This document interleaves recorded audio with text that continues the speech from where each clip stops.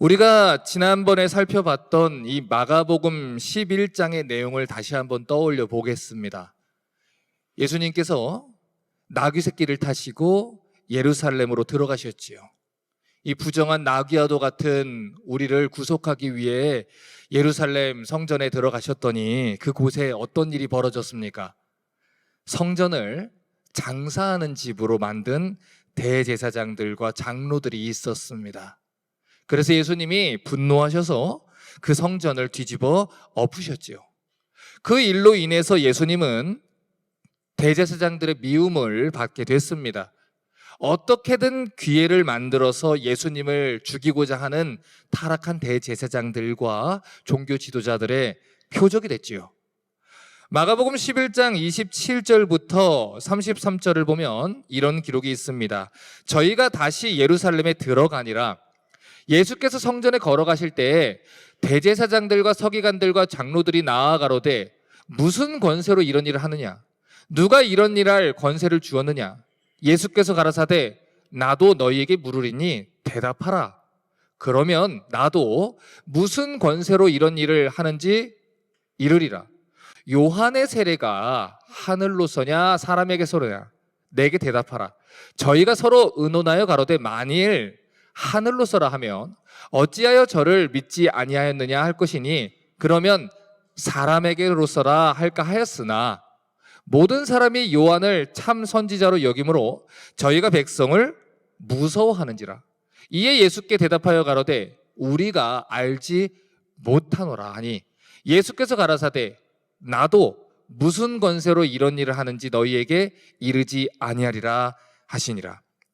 타락한 이 대제사장들과 서기관들과 장로들은 예수님께 책망을 받았습니다. 하나님의 성전을 강도의 구렬로 만들었다. 도적의 소굴로 만들었다. 이런 책망을 받았습니다. 그런데 그들은 회개하지 않았어요. 오히려 어떻게 하면 예수님을 죽일 수 있을까 고민하기 시작했고 어떻게든 예수님을 고발하고 잡아가서 죽이겠다라는 결심을 했습니다. 그들은 거듭나지 않았어요. 그들은 하나님의 양이 아닙니다. 그들의 주인은 죄와 사망의 권세를 잡은 마귀였고 하나님의 원수로 행하는 자들이었습니다. 그렇기 때문에 그들은 죄의 열매를 드러내는 거예요. 마귀의 도구로 예수님을 십자가에 못 박기 위해 애를 쓰는 것입니다. 그래서 가장 먼저 그들이 예수님을 넘어뜨리려고 했던 문제가 권세의 문제였어요. 도대체 누가 예수님에게 성전의 일을 좌지우지할 권세를 주었느냐? 누가 성전을 엎을 수 있는 권세를 주었느냐? 물었습니다. 그런데 예수님이 그들에게 어떤 답변을 줬습니까? 나도 질문을 하나 하겠다.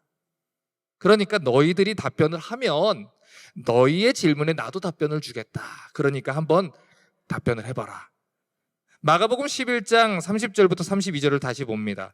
요한의 세례가 하늘로서냐 사람에게로서냐 내게 대답하라. 지금 여기서 말하는 요한은 세례 요한을 말합니다. 헤롯 안티파스에 의해서 죽임을 당한 세례 요한을 말하는데 요한이 사람들에게 세례를 준 것이 그 권위가 하나님이 주신 권위냐 아니면 그냥 자기가 스스로 또는 사람에게 그 권세를 받아서 한 것이냐 말해봐라 이거예요. 여러분 세례 요한은 예수님께 대해서 세상 죄를 지고 가는 하나님의 어린 양이로다. 나는 그의 이 신발끈을 풀기에도 나는 감당치 못하는 종입니다 라고 고백을 했습니다. 세례 요한이 예수님을 그리스도로 인정을 했어요. 그리고 백성들은 세례 요한을 진짜 선지자로 인정을 했습니다. 자, 그런데 만약에 지금 이 사람들이 세례 요한의 권위가 하늘로부터 온 것입니다. 백성을 의식해서 그렇게 얘기해버리면 세례 요한이 예수님을 인정을 했기 때문에 자기들도 인정을 해야 됩니다. 그런데 반대로 예수님을 인정하지 않기 위해 세례 요한은 선지자가 아니다. 그래버리면 지금 주변의 사람들이 자기들을 보고 어떤 비난을 하게 될지 모릅니다. 그래서 그 짧은 시간 내에 수많은 수싸움이 지금 그들의 머릿속에 돌아가고 있는 것이지요. 자, 그런데 우리가 지금 여기서 주목해서 봐야 되는 건 지금 이 대제사장들이 누구를 무서워하고 있냐는 거예요. 그들이 하나님을 두려워하고 있습니까? 아닙니다. 그들은 하나님의 집을 강도의 소굴로 만들어 놓고도, 하나님의 아들의 책망을 받아 놓고도 하나님은 두려워하지 않습니다. 누가 두렵습니까? 사람이 두렵습니다. 무리가 자기들을 비난할까 봐, 무리가 자기들을 지지하지 않을까 봐, 사람들이 나를 어떻게 볼까, 내게 있는 명예와 권세를 잃게 될까 봐 두려워하는 것입니다. 예수님이 그 마음을 아셨어요. 그래서 그들에게 거꾸로 물어보는 것입니다. 그런데 그들이 어떻게 대답합니까? 11장 33절에 우리가 알지 못하노라, 이거예요. 답변을 할 수 없는 거예요. 지금부터 그들이 가지고 오는 질문은 A라고 답변을 하든 B라고 답변을 하든 어떻게든 예수님이 곤란해지는 질문입니다. 그 질문을 가져온 걸 예수님이 아셨기 때문에 예수님도 거꾸로 질문하시는 거예요. A라고 답변을 하든 B라고 답변을 하든 이 사람들은 곤란해져요. 그래서 이 사람들이 답변을 모릅니다. 그랬더니 예수님이 그럼 나도 모른다, 이러고 얘기를 끝내시는 거예요. 이 유대인들의 문화는 체면 문화입니다. 명예 문화입니다. 그래서 누군가가 질문을 했을 때 답변을 제대로 못하면 이 유대인들의 랍비는 부끄러움과 수치를 얻습니다. 그런데 그들이 지금 답변을 안 하는 게 낫겠다, 차라리 수치를 얻겠다, 이게 낫겠다, 이렇게 생각한 이유는 이 질문에 답변을 해버리면, 잘못하면 이 백성들에게 큰 모욕을 당할 수도 있었기 때문이에요. 그래서 덜 읽는 쪽으로 선택을 한 겁니다. 자, 그런데 그렇게 대제사장들과 종교 지도자들이 망신을 당하고 떠났지만 마귀가 여기서 포기하겠습니까? 마귀는 쉽게 포기할 생각이 없습니다. 그래서 마귀가 또 다른 사람들을 보내게 되지요. 어떻게든 사람들의 마음을 충동질해서 예수님을 십자가에 못 박겠다는 것입니다. 12장 13절을 봅니다. 저희가 예수의 말씀을 책 잡으려 하여 꼬투리를 잡아서 고소하겠다는 거예요. 바리새인과 헤롯 땅 중에서 사람을 보냈다. 방금 전에 권세 논쟁을 벌이다가 망신을 당했던 사람들은 대제사장들, 장로들, 그리고 율법 교사였던 서기관들입니다. 그런데 그들이 자기가 지금 망신을 당하니까 이번에는 바리새인들과 헤롯 땅을 파견을 해요. 사람을 보내는 거예요. 자, 그런데 지금 우리가 주목해서 봐야 되는 건 지금 같이 온 사람들의 그룹이 물과 기름처럼 섞일 수 없는 존재들이라는 것입니다. 먼저 바리새인들은 평생 동안 하나님 율법을 연구한 율법 교사들이에요. 이들은 하나님의 나라, 하나님이 통치하는 것, 하나님의 법, 하나님의 율법 지키는 것, 오로지 하나님의 율법을 잘 지켜서 사람들과 구별되고 세속과 구별돼서 하나님을 따르겠다라고 시작된 당파가 바리새파입니다. 그래서 지금 우리 시대에는 이 바리새파가 조롱을 받지만 그 당시 예수님 시대 때는 굉장히 사람들에게 존경을 많이 받았어요. 이 사람들은 권력이나 정치 싸움보다는 신앙, 말씀, 율법 이쪽에 무게를 두었던 사람들입니다. 반면에 헤롯 당원들은 매국노입니다. 이 사람들은 신앙이 중요한 게 아니에요.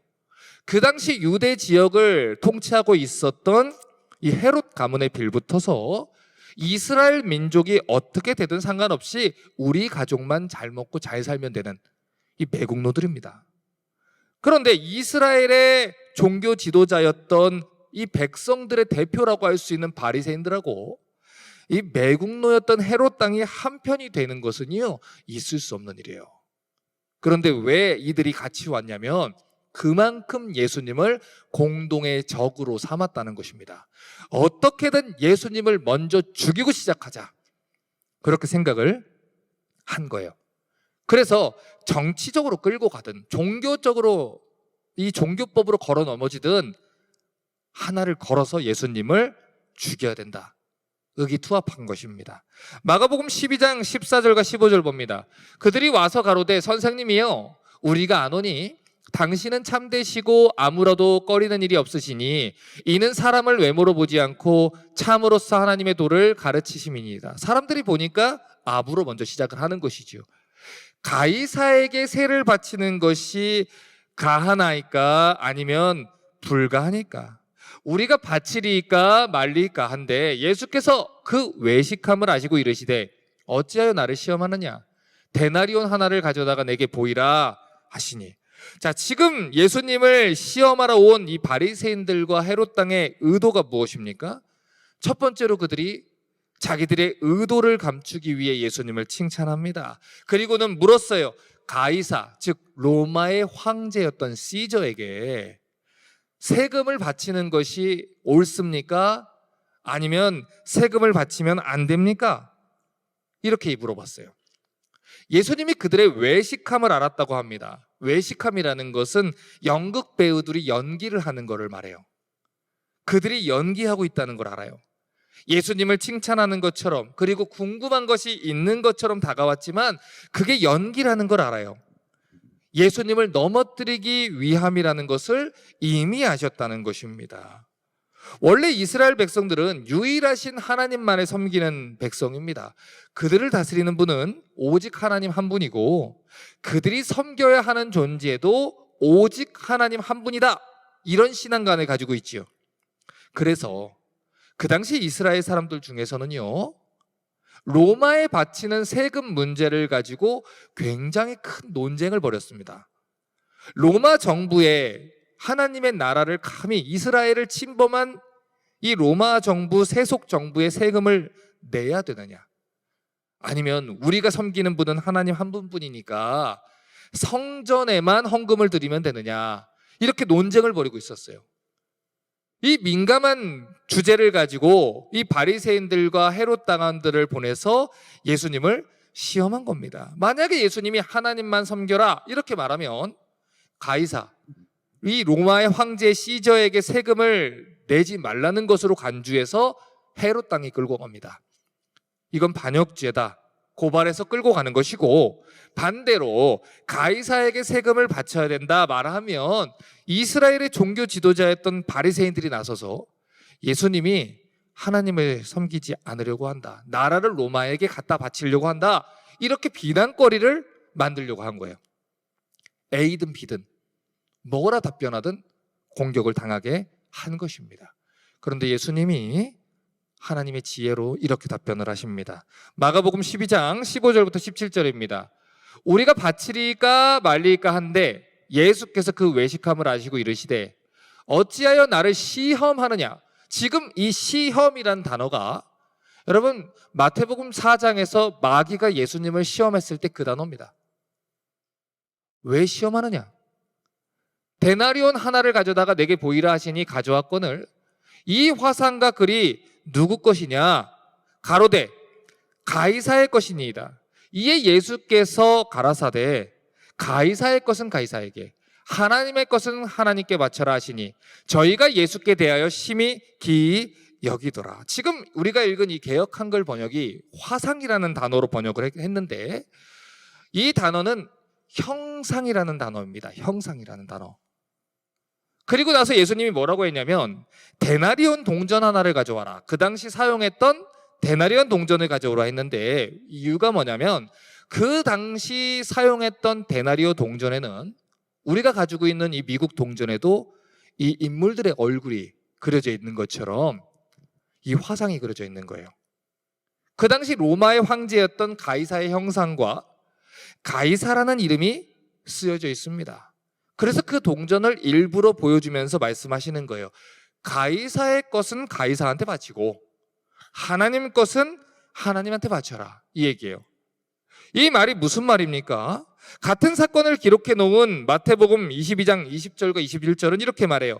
예수께서 말씀하시되 이 형상과 이 글이 네 것이냐?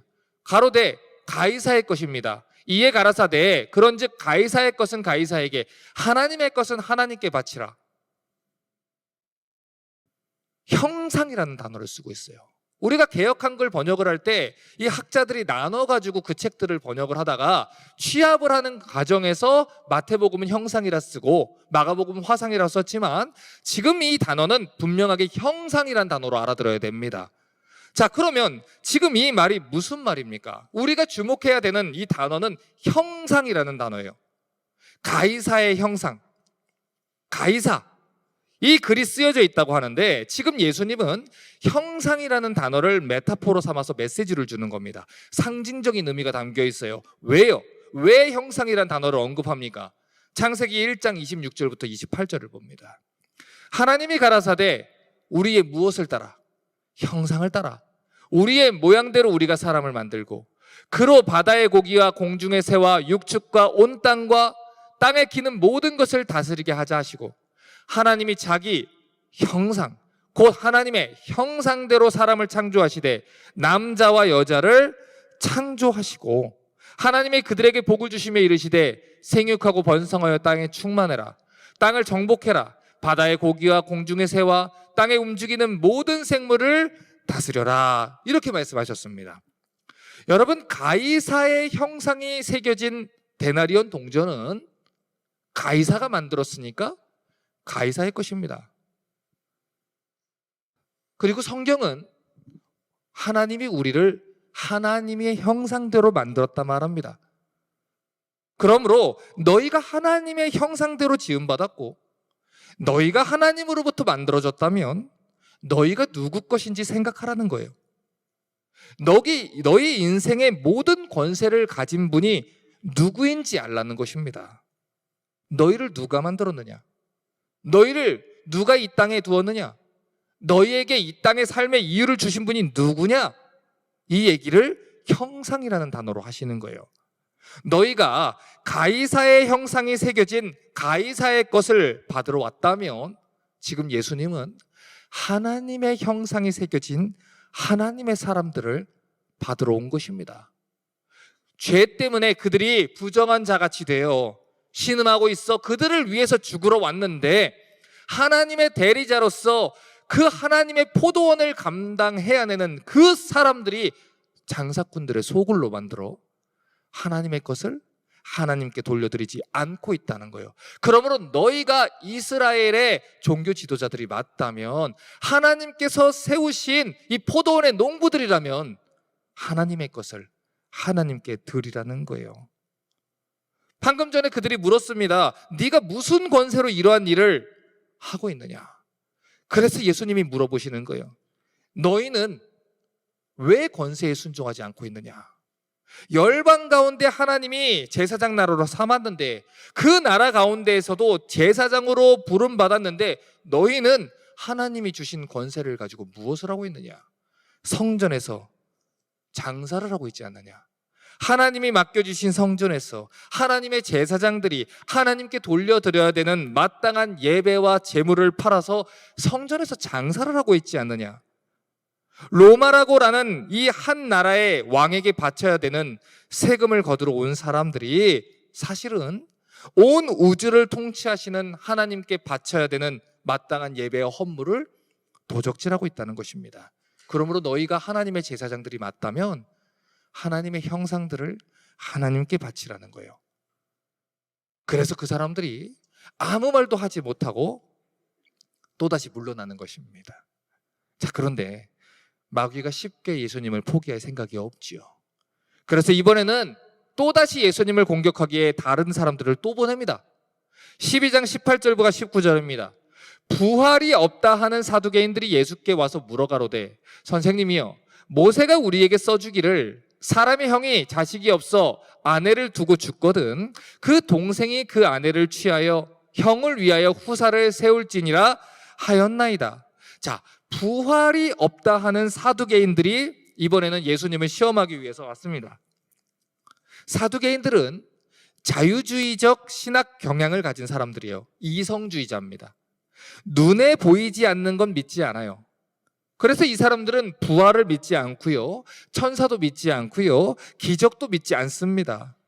그래서 이 사람들은 언제나 성경을 그대로 믿고 그대로 해석하려고 했던 바리새인들과는 정반대에서 싸움을 하고 있었던 사람들이에요. 그런데 이런 사두개인들이 부활이라는 주제를 가지고 예수님께 질문을 했어요. 그런데 이들이 뭐라고 얘기를 하냐면, 모세가 준 율법에 따르면 사람이 만일 자식이 없어서 죽는데 그 동생이 형의 아내에게 장가를 들어서 형을 위해서 대를 이으라고 했습니다. 이 얘기를 하는 거예요. 자, 이게 무슨 율법이냐면 신명기 25장 5절과 6절에 기록된 율법입니다. 형제가 동거하는데 그중 하나가 죽고 아들이 없거든 그 죽은 자의 아내는 나가서 타인에게 시집가지 말 것이요, 그 남편의 형제가 그 아래로 들어가서 그를 취하여 아내를 삼아 그의 남편의 형제된 의무를 그에게 다행할 것이요, 그 여인의 낳은 첫 아들로 그 죽은 형제의 후사를 있게 하여 그 이름을 이스라엘 중에서 끊어지지 않게 할 것이라. 자, 쉽게 설명하면 형제 중에 한 사람이 아이가 없이 죽으면 그 아내는 다른 사람한테 시집가지 말라는 거예요.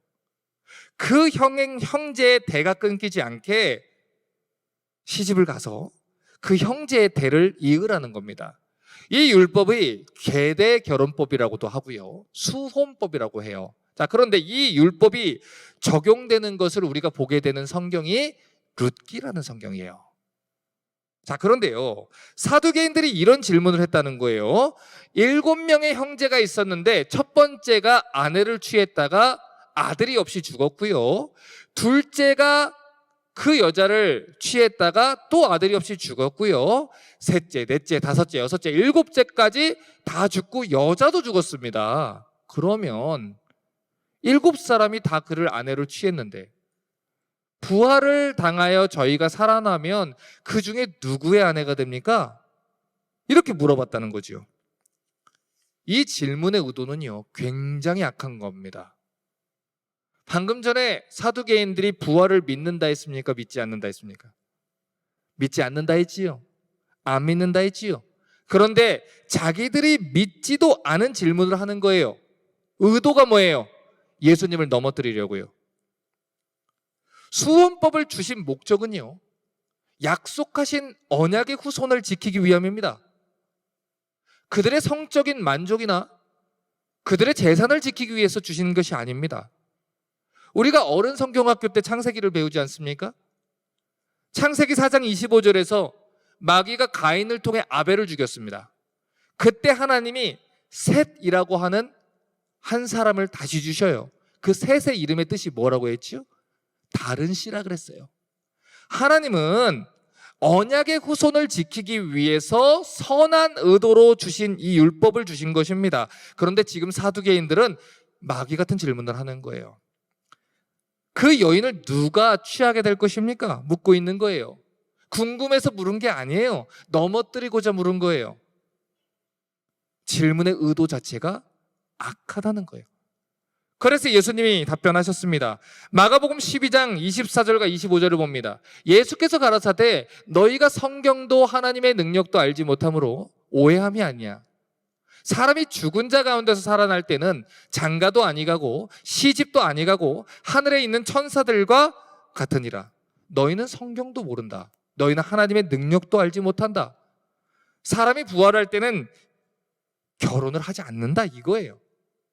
26절과 27절을 보면 또 중요한 말을 합니다. 죽은 자에 살아났다는 것을 의논할진대 너희가 모세의 책 중에 가시나무 떨기에 관한 글에 출애굽기 3장을 말하는 거예요.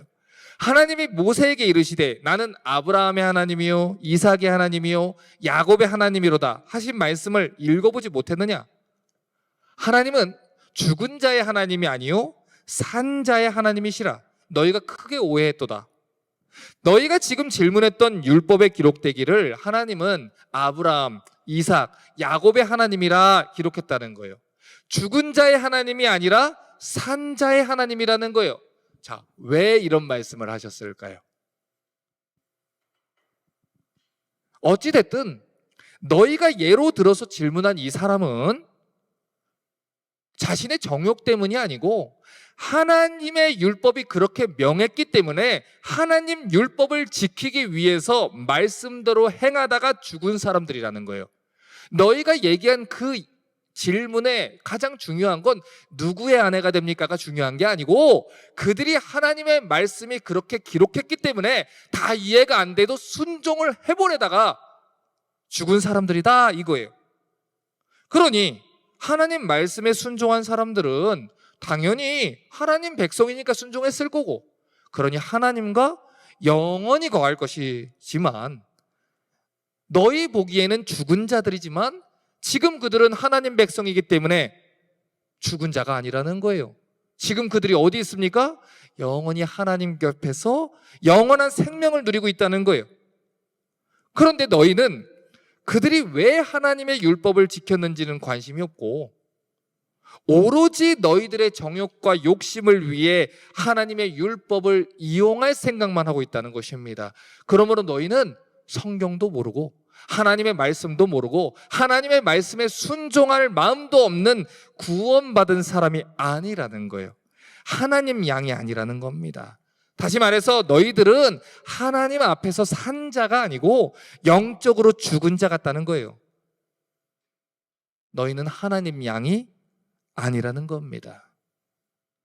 거듭난 사람들은 사람들 보기에는 죽은 자들과 같을지 몰라요. 하지만 하나님의 관점에서는, 하나님 나라에서는 영원히 산 자들입니다. 그렇기 때문에 영원한 생명을 가진 이 거듭난 사람들의 관심은 세속적인 정욕과 관심이 있지 않아요. 이 땅에 썩어질 것들에 관심이 있지 않아요. 그런데 그들의 관심은 오로지 어디 있습니까? 세상에 썩어질 것들에만 있습니다. 하나님 나라에 관심이 없어요. 하나님 말씀에 순종할 마음이 없어요. 거듭나지 못한 사람들이에요. 영원한 생명을 소유하지 못한 사람들이라는 거예요. 그들은 하나님 말씀에 순종할 마음이 없어요. 하나님의 백성으로 살기 위해 예배자리에 있는 게 아니에요. 교회를 와도 세상의 것을 위해서 교회를 오는 거예요. 하나님을 믿는 척 해도 세상의 것을 위해서 믿는 척 하는 거예요. 그들은 죽은 자들이에요. 거듭난 자들이 아니에요. 하나님은 그들의 하나님이 아니라는 거예요. 여러분, 하나님은 하나님 형상대로 사람을 지었습니다. 하나님이 지으신 세상을 다스리고 지켜야 되는 책임을 주셨습니다. 그런데 인간이 하나님께 범죄해서 타락했어요. 그럼에도 불구하고 하나님이 아브라함을 선택하시고 이스라엘의 조상이 되게 해주셨어요. 열방 중에 가장 작고 약한 나라를 제사장 나라로 삼아주셨어요. 그래서 그들을 가나안 땅에 하나님의 포도나무로 심어주셨어요. 그런데 그들은 하나님의 형상에는 관심이 없었어요. 포도나무들을 돌봐서 하나님께 영광 돌리는 데는 관심이 없었어요. 그들의 관심은 오로지 가이사의 형상과 가이사의 이름이 새겨진 돈과 재물에만 관심이 있었습니다. 그들은 하나님이 두렵지 않아요. 사람들이 두려워요. 하나님이 어떻게 평가할지를 신경 쓰지 않아요. 사람들이 나를 어떻게 볼까만 신경 쓰는 거예요. 하나님이 나를 어떻게 생각하실까가 아니에요. 내가 무슨 집에 살고 무슨 차를 타고 무엇을 누리고 어떤 명예와 권세를 가지고 있고 내 통장 잔고에 얼마가 찍혀 있는지만 중요한 거예요. 그것도 제사장들이, 크리스찬들이 복음을 이용해서 자기들의 배를 채웠습니다. 성전을 이용해서 장사를 했습니다. 율법을 이용해서 자기들의 탐욕과 정욕을 정당화하고 있었습니다. 그래서 그들은 성전에서 하나님의 말씀이 전파되는 데는 관심이 없어요. 이곳에서 내 비즈니스를 잘할 수 있을까? 이곳에서 내 커뮤니티를 만들 수 있을까? 이곳에서 내 명예를 누릴 수 있을까? 그래서 그들은 자기들의 정욕을 채우기 위해 도둑의 소굴을 만들고 그 도둑의 수굴의 수장들이 되어가는 것입니다. 그래서 예수님은 그들이 더럽힌 성전 건물을 무너뜨리겠다고 한 거예요. 마가복음 13장 1절과 2절을 봅니다. 예수께서 성전에서 나가실 때 제자 중 하나가 가로되 선생님 보십시오.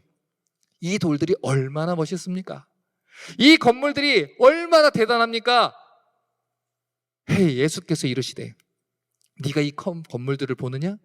돌 하나도 도리에 남지 않고 다 무너뜨리리라. 예수님이 말씀하신 대로 이 성전이 한순간에 무너져 버립니다. 여러분, 지금 이 말씀에 담긴 상징적인 의미를 아셔야 돼요. 너희가 하나님의 성전인 것과 하나님의 성령이 너희 안에 거하시는 것을 알지 못하느냐? 하나님께서 무너뜨리신다는 것입니다. 심판하시겠다는 것입니다. 그 안에서 백성들을 타락하게 만들었던 종교 지도자들부터, 타락한 이 종교 지도자들부터 심판할 겁니다. 그리고 그들을 따랐던 자들도 심판하실 것입니다. 왜 예수님이 이렇게까지 분노를 하셨습니까? 여러분, 그 이유를 알 수 있는 마가복음 12장의 이야기가 마지막 부분에 기록되어 있어요. 12장 41절부터 44절을 보십시오. 예수께서 연복에 헌금함을 대하여 앉으사 무리의 이 연복에 돈 넣는 것을 보실 때 여러 부자는 많이 넣는데 한 가난한 과부는 와서 2렙돈 한 고드란트를 넣는지라. 예수께서 제자들을 불러다가 이르시되 내가 진실로 너희에게 이르노니 이 가난한 과부는 연복에 넣는 모든 사람보다 많이 넣었도다. 저희는 그 풍족한 중에서 넣었거니와 이 과부는 구차한 중에서 자기 모든 소유 곧 생활비 전부를 넣었느니라. 지금 구차한 중이라는 건 하루 벌어서 하루도 먹고 살 수 없는 극심한 가난한 사람을 말합니다. 예루살렘 성전을 뒤집어 엎으신 지 얼마 되지 않아서 예루살렘 성전이 멸망할 거다, 무너뜨려 버릴 거다라는 얘기를 하기 바로 직전에 마치 샌드위치처럼 얘기한 그 메시지 중간에 예수님이 연복에 헌금함을 보고 앉아서 사람들이 헌금하는 모습을 보고 계신 이야기가 있어요. 어떤 가난한 과부가 왔습니다. 그날 먹을 것도 없이 가난한 과부가 왔는데 2렙돈의 헌금을 넣었어요. 그 모습을 보고 예수님이 제자들에게 말씀하십니다. 이 가난한 여자가 제일 많이 헌금했다. 가난한 상황 속에서 제일 많이 드렸다. 사람들이 다 듣도록 얘기를 합니다. 여러분, 그 당시 이 2렙돈은요, 우리 돈으로 지금 환산하면 1달러가 안 되는 돈입니다. $1가 안 된다고요. 그런데 그 돈이 이 여인의 생활비의 전부입니다. 부자들한테는 푼돈일지 모르지만 이 가난한 여자에게는 이 돈이 없으면 내일은 굶을 수밖에 없는 생활비의 전부입니다. 그런데 그 전부를 헌금함에 넣었다는 것입니다. 왜요? 종교 지도자들이 내야만 제사를 드릴 수 있다고 했기 때문에. 자신의 죄를 하나님 앞에 해결받고 싶은데 타락한 종교 지도자들이 구조적으로 그렇게 만들어놨기 때문에. 여러분, 지금까지 얼마나 많은 거짓 선지자들이 이 본문을 가지고 악용했는지 모릅니다. 여러분, 많은 설교자들이 이 과부의 이야기를 건축 헌금을 장려하기 위해서 사용합니다. 성전을 건축할 거니까 헌금을 더 내라는 거예요. 여러분, 성전이 왜 건물입니까? 예수님께서 건물된 성전을 무너뜨렸는데 당신께서 죽으시고 살아나신 뒤에 우리가 신앙 고백을 하는 성도들의 이 무리가 분명히 성전이라고 말씀하셨는데 왜 건물을 성전이라고 속입니까? 헌금을 더 내라는 거예요. 성전을 지을 테니까 헌금을 더 내라는 거예요. 가난한 과부도 이렇게 전부를 드렸는데 부자들은 얼마나 더 내야 되겠느냐 설교합니다. 가난한 과부들도 이 과부의 열심을 본받아서 더 헌금을 하시면 예수님이 부자들이 들은 것만큼 더 칭찬해 줄 겁니다. 악용합니다. 하지만 이 본문은 그런 목적을 가지고 설교하라고 주신 본문이 아닙니다. 설교자들에게 헌금 거두라고 증거구절로 주신 본문이 아닙니다. 여러분, 지금 이 사건이 어디에서 벌어진 사건입니까? 성전 입구에서 벌어진 사건입니다. 이 성전은 헤롯 성전을 말합니다. 그 당시 유대 지역을 다스렸던 헤롯이라는 왕이 정치적인 목적을 가지고 유대인들을 위해 성전을 지어줬어요. 자기가 다스리고 있는 이 지역에서 유대인들이 자꾸 폭동을 일으키면 가이사에게 자기 위치가 위협받을까 봐 유대인들의 마음을 진정시키기 위해서 성전을 지어준 겁니다. 그런데 그 성전을 짓기 위한 돈은 어디서 나옵니까? 유대 지역의 백성들의 세금에서 나옵니다. 돈이 필요합니다. 그래서 그 당시에 타락한 대제사장들, 장로들, 서기관들, 사두개인들, 헤롯 당, 바리새인들의 리더들과 결탁해서 성전에 들어갈 제물들을 백성들로부터 쥐어짜내게 한 것입니다.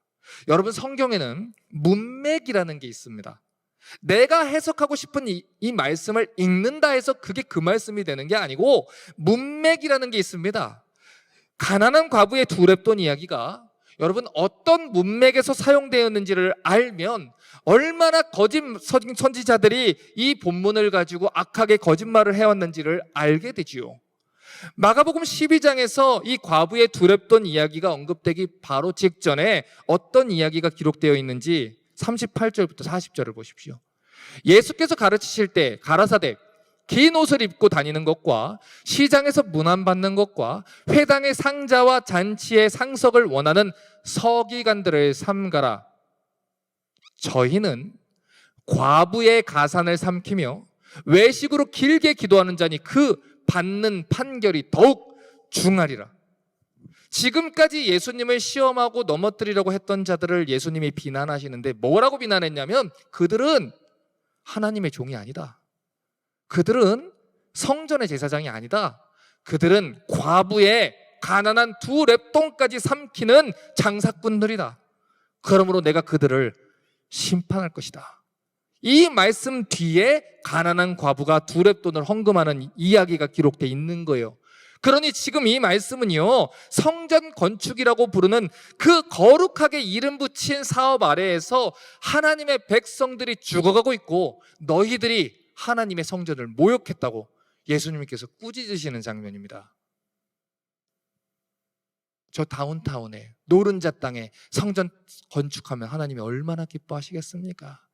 전 세계에서 가장 큰 성전 건물을 지으면 하나님 얼마나 기쁘시게 하겠습니까?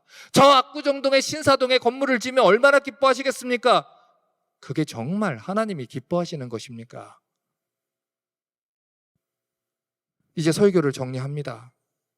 하나님이 그들을 하나님의 형상으로 지어줬습니다. 그들을 제사장 나라로 삼았습니다. 포도원의 농부로 세웠습니다.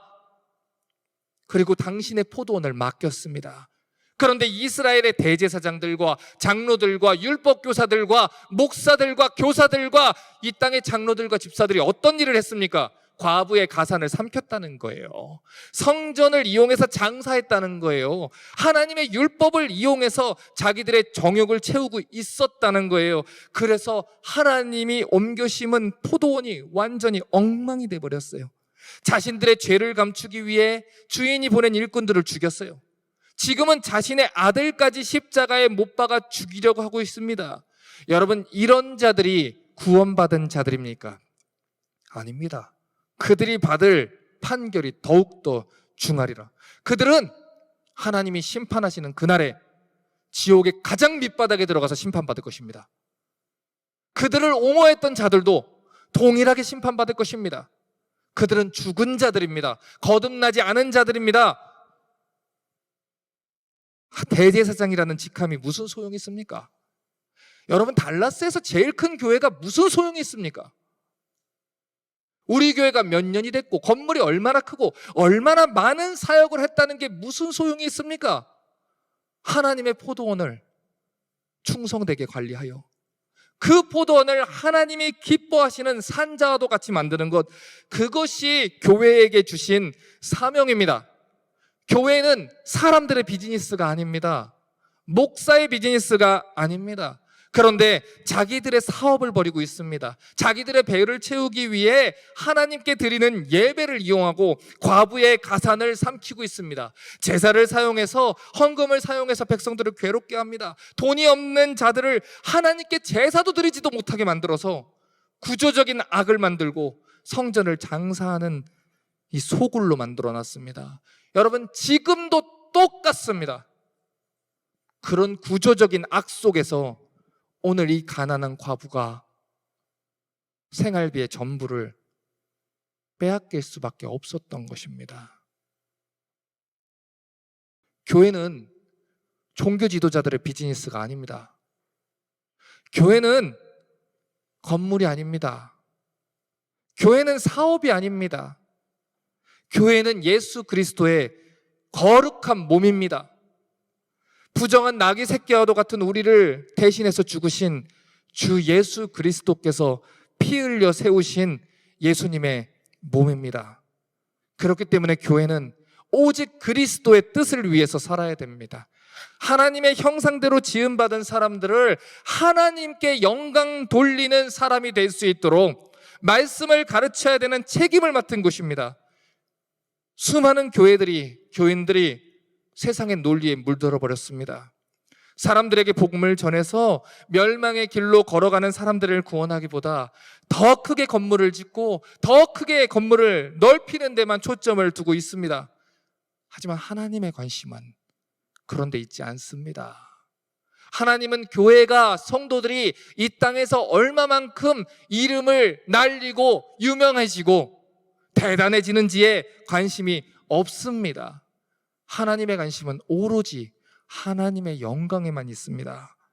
하나님의 형상대로 지음받은 자들은 하나님 영광대로 살아야 됩니다. 하나님 형상대로 지음받은 사람들이 하나님께 돌아오게 하는 것, 그것만이 하나님의 관심이고 교회의 관심이 되어야 됩니다. 다른 마음 품지 마십시오. 교회는 하나님의 것입니다. 이 교회는 목사의 것이 아닙니다. 이 교회는 장로들의 것이 아닙니다. 이 교회는 개척 멤버들의 것이 아닙니다. 하나님의 것입니다. 거룩하신 하나님, 하나님이 명하신 것을 하는 곳입니다. 하나님 권세에만 복종해서 하나님 지시에만 따라서 하나님의 말씀대로 사역하는 것입니다. 그러기 위해 사역자는 하나님의 명하신 것을 가감없이 전할 것이고, 하나님의 말씀하시면 그대로 살아내는 것, 그것이 교회의 책무입니다. 우리 교회는 무엇을 위해서 세워졌습니까? 하나님 영광을 위해서 세워졌습니다. 여러분, 무엇을 위해서 살고 있습니까? 하나님 영광 위해서 사는 것입니다. 우리 교회의 주인이 예수 그리스도라는 것을 믿으신다면 그리스도께서 원하는 대로 지어져 가십시오. 하나님 형상대로 사십시오. 하나님 아들, 딸답게 사십시오.